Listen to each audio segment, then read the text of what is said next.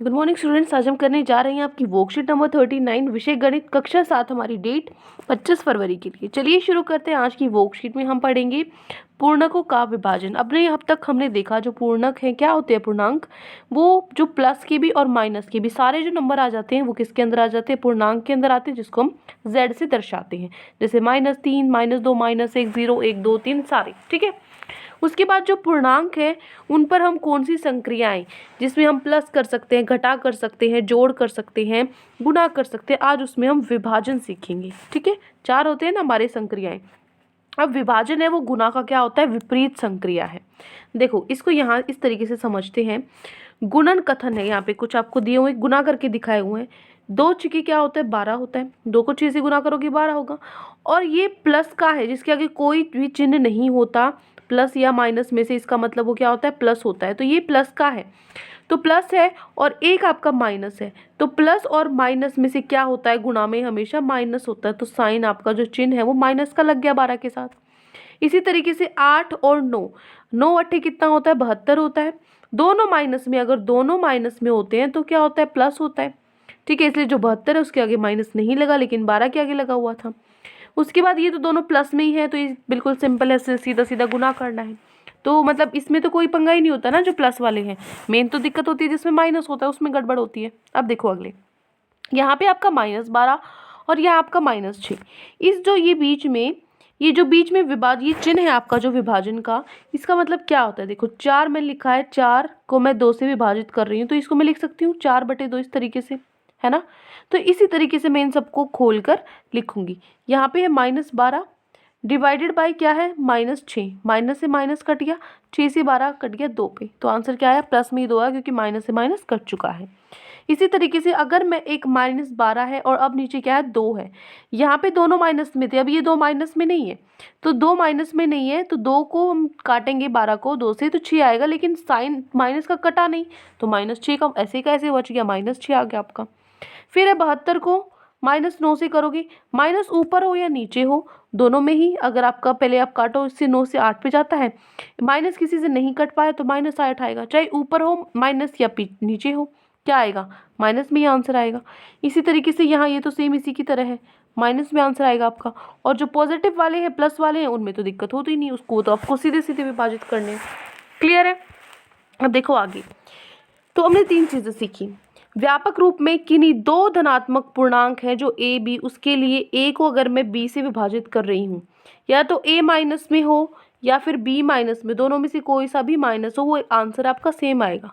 क्योंकि मान लो मैं 12 को -2 से विभाजित करूँ तो मेरा आंसर क्या है, -6। या फिर मैं -12 को 2 से विभाजित करूँ तो भी मेरा आंसर -6। माइनस में कोई ऊपर वाला हो या नीचे वाला हो, आंसर तो -6 ही आने वाला है। इसीलिए इन दोनों को बराबर लिख दिया गया है। ठीक है, उसके बाद है किन्हीं 2 ऋणात्मक पूर्णांकों a और व b के लिए, यहाँ पे -a है और -b है, तो माइनस से माइनस कट जाता है, माइनस से माइनस कट जाता है, क्या आ जाता है, a/b, a divided by plus हो गई, तो ये भी बिल्कुल ठीक है। -a और b को मैंने प्लस इसके माइनस हटा के लिख दिया। ठीक है, तीसरा है c आपका, किसी पूर्णांक a के लिए क्या होगा, जो a को अगर हम 1 से विभाजित करेंगे, 4 को मैंने 1 से विभाजित किया, क्या आएगा, 4 ही आएगा। 6 को 1 से विभाजित किया, 1 ही आएगा, और 6 मतलब 6 ही आएगा। मतलब किसी को भी 1 से विभाजित कर रही हो तो वही नंबर आ रहा है ना। अगर अब मैं a को 0 से करती हूँ, 0 से करो तो क्या आएगा, देखो अगर मैं 0 को किसी से करूँगी, 12 से करूँगी, 0 को 6 से करूँगी, 0 को 8 से करूँगी, तो 0 ही आंसर आएगा सब में। ऊपर 0 है, लेकिन अगर नीचे 0 आ जाता है तो उसको हम परिभाषित नहीं कर सकते, वो हम नहीं निकाल सकते। 12 के नीचे 0 है तो ये क्या होगा, परिभाषित नहीं है, इसमें आप नहीं लिख सकते कुछ भी। ठीक है, यहाँ पे कुछ एग्जाम्पल्स दिए हुए हैं, वो हम नीचे क्वेश्चंस में कर लेंगे। अब देखो पूर्णांक के लिए, वैसे ये मैं आपको समझा चुकी हूँ। 8 को जैसे -8 को 1 से किया है तो क्या आंसर आया मेरा, -8 ही आया। 11 को 1 से कर लो, 11 ही, मतलब 1 से आप करोगे किसी को तो वही आंसर आएगा आपका। क्लियर है। अब आगे देखो, पूर्णांक के लिए भाग क्रम विनिमय नहीं है। यहाँ पे जिस तरीके से आपका है, जैसे -8 और -4 को विभाजित करो, -8 और -4 को कर लिया, लेकिन अगर आप इसका उल्टा करते हो, यहाँ पे 8 और 8/4 है, लेकिन मैं 4/8 कर देती हूँ, तो क्या मेरा आंसर सेम आएगा। इधर से क्या आया, 1/2, इधर से क्या आया, 2, तो 2 और 1/2 में तो फर्क है ना, तो मतलब ये क्या होंगे, ये क्रम विनिमय नहीं है, आप जो क्रम है वो नहीं बदल सकते विभाजन में। क्लियर है। उसके बाद है आगे, किसी पूर्णांक को -1 से भाग देने पर वही पूर्णांक नहीं मिलता। 1 से भाग देने पर वही मिलता है, लेकिन -1 से नहीं मिलता, क्योंकि मान लीजिए मैंने 8 को 1 से विभाजित किया तो 8 आया, लेकिन अगर 8 को मैंने -1 से करा तो -8 आएगा ना। तो पहले 8 था, -8 हो चुका है, बदल चुका है, तो पूर्णांक हमें वही पूर्णांक नहीं मिलता हमें अगर हम -1 से विभाजित करते हैं। ठीक है। उसके बाद है पूर्णांक के लिए भाग साहचर्य नहीं है। ब्रैकेट जो होते हैं ना वो आपको, मतलब अगर ब्रैकेट आप बदल देते हो तो आंसर आपका सेम नहीं आएगा, अलग अलग आएगा। जैसे कि मैंने ये वाला ले लो, -16 है, -16 को आप करोगे पहले 4 से, क्या आया बेटा आपका, यह आया आपका -4। अब -4 को आप करोगे किससे, -2 से। ठीक है, तो ये आपका क्या आ गया, 2 आंसर आ गया। अब ध्यान रखो इधर आपका आया 2, पहले ब्रैकेट सॉल्व करते हैं ना, तो मैंने अंदर वाली ब्रैकेट सॉल्व कर ली, 2 आ गया। अब इसको करोगे तो क्या होगा, -16 है ये, पहले अंदर वाली ब्रैकेट करो, 4 को -2 से करो, कितना आया आपका, -2 आया। अब 4 को -16 को करना पड़ेगा -2 से, आपका 8 आया। यहाँ पे आपका 2 आया था, यहाँ पर आपका 8 आया है। ठीक है, अलग अलग आया, तो ये क्या है, जो पूर्णांक के लिए जो भाग है वो साहचर्य नहीं। क्लियर है। चलो, आज की वर्कशीट में हमने समझ लिया क्या क्या था। अब क्वेश्चंस पे आते हैं। ये 2 क्वेश्चंस दिए हुए हैं बस, एक वो ये वाला और एक ये वाला। जो आपका क्वेश्चन नंबर 1 है, ये वाला जो क्वेश्चन है, इसके आपके A B C ये तीनों पार्ट्स हैं, ये तीनों करने, और उसके बाद हम प्रश्न नंबर 2 पे चलेंगे। क्लियर है। प्रश्न A पर आधारित, मतलब इस पर आधारित, ये वाला जो A है ना, इस पे आधारित एक आपको माइनस में दिया हो तो ये ऊपर से हमें देखने की कोई ज़रूरत ही नहीं है, हम सीधा सीधा इनको सोल्व कर लेते हैं।